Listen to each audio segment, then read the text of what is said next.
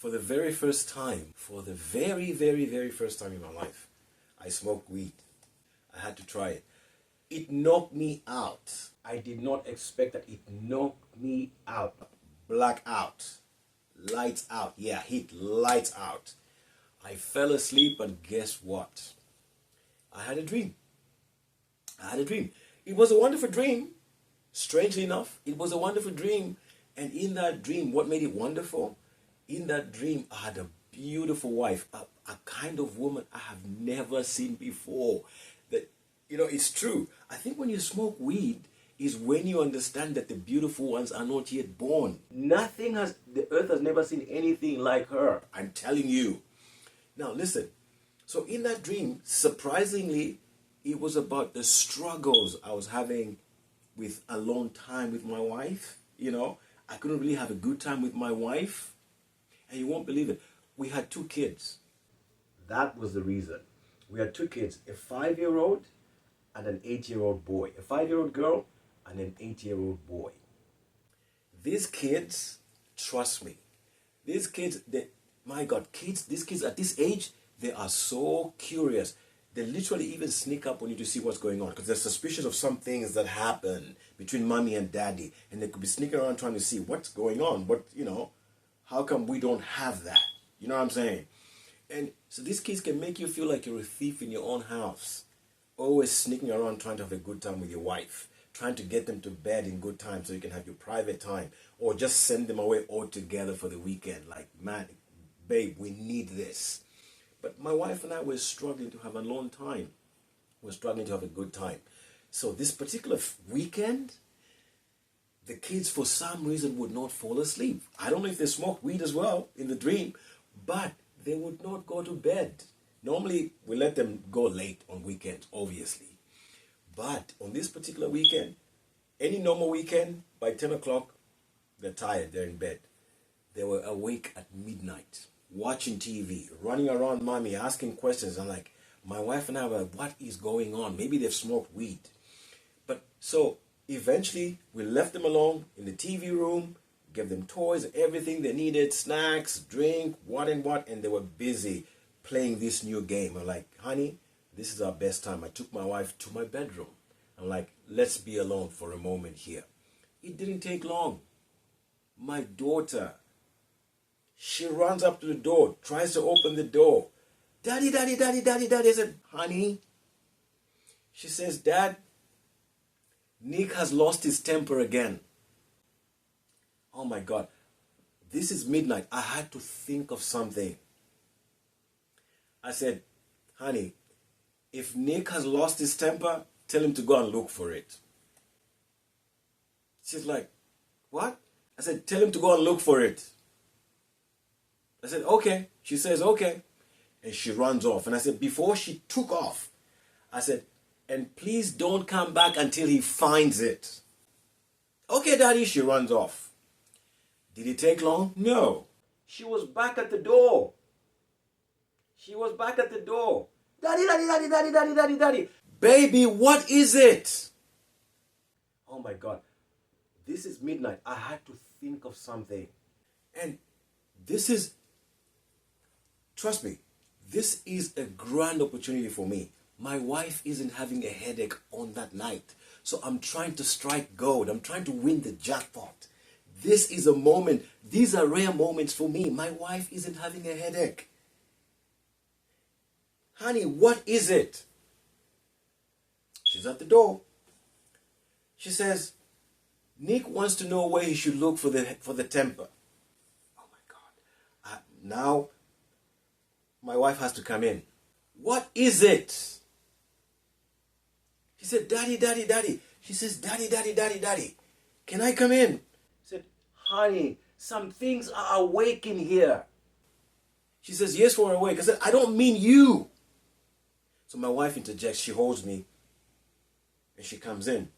She says, sweetheart, there's a baby in here. We're trying to put him to bed. She says, the baby? I knew my wife had blown it. She says, the baby? Mommy, can I see the baby? I said, no. So I took over from there because now my wife is about to mess this up. And at that moment, I'm going crazy. For goodness sake, this is a grand opportunity for me. I'm trying to strike gold because my wife on this night is not having a headache. This is a rare moment for me. It's a rare weekend. My wife isn't having a headache. I said, sweetheart, she's really driving me nuts. I'm like, oh my God, why did I name her Delilah? I said, sweetheart, go back. You and Nicodemus can handle this. Tell Nick to go and look for it in the swimming pool. In the swimming pool? He said, yes, in the swimming pool. She's about to run off and I give her specific instructions like, and please do not come back until he drinks all the water in the swimming pool. Okay, Daddy, she runs off. And I'm hoping that that will settle everything. My wife isn't having a headache this weekend. This is my time. And my kids won't leave me alone. I'm now hoping that this will close the case. But then after a few moments, you know women, my wife asks me, at this moment the mood is ruined. At least for me, women can multitask, yeah, but I can't multitask. It has to be one thing at a time. And this was a time for me to just enjoy myself. I needed this quality time. But at this point, Delilah has done what Delilah does. And I'm asking myself, why did I name her Delilah? And my wife is asking me, should we go and check up on the kids? I'm like, no, we're not checking up on the kids. We're going to try and get my mood back. That's what we're going to do. But she insists. She asked me again, are you sure we shouldn't check up on the kids? I'm like, okay, I'll make a deal with you, honey. If you go up, because you're going to go and check up on the kids. I'm not. If you go and check up on the kids, promise me you're not going to have a headache for the next 3 months. My wife agreed. I mean, it didn't do me good at that moment, but okay, we have a deal. But let me take you back to where all this thing came from, just so you know. 2 weeks ago, we woke up on a Saturday morning, bright sunshine, opened the curtains, the sun floats in. It was really cool, awesome, an awesome day. And my wife is asking me, she's drawing the curtains and everything and letting the sun in. I said, honey, look at this. And she looks at the room and there's no breakfast. I said, honey, what happened today? You always make me breakfast in bed in the morning on Saturday. I'm like, I have a headache. She's like, what? When did you start having headaches? I'm like, I have a headache because you starved me last night. Yeah. And she's like, when did you start having headaches because you didn't have sex the previous night? I was like, actually, I've been having these headaches for many years. Men have secrets too. She's like, really? Yeah. And at that point, I knew my wife was most likely going to start a women's conference to teach them that men have secrets that you don't know about. It will be a good conference. So no objections from me. Obviously, no objections from me. But on that day, I made it clear to her on the Saturday morning. Didn't make breakfast in bed. Didn't do all the goodies, flowers and roses and things like that. Because I had a headache. So she got the message. I think she got the message. So now I'm making a deal with her. Like, you go and check up on the kids. For the next 3 months, you're not having a headache. So we had that deal and I was happy. Come the next weekend, my wife had a headache. Yeah, it was genuine. I believe it was genuine. But she told me one thing. She said, but my headache is not about you.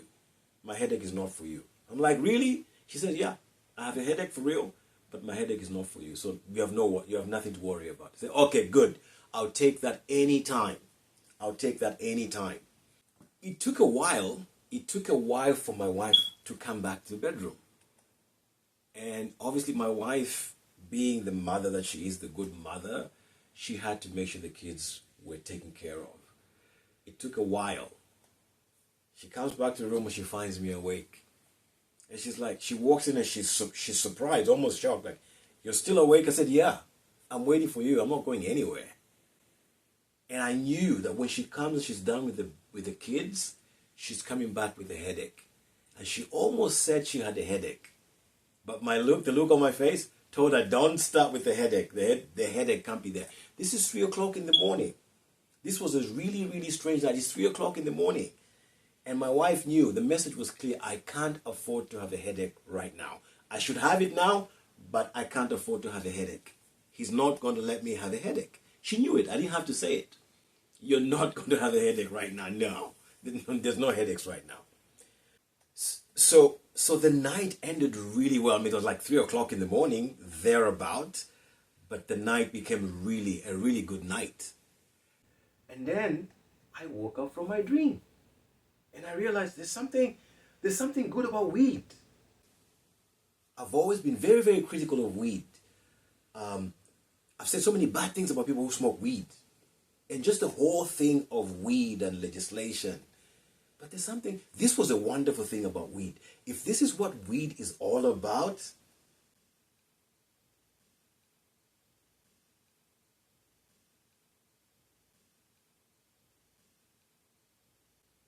I hope I don't become an addict.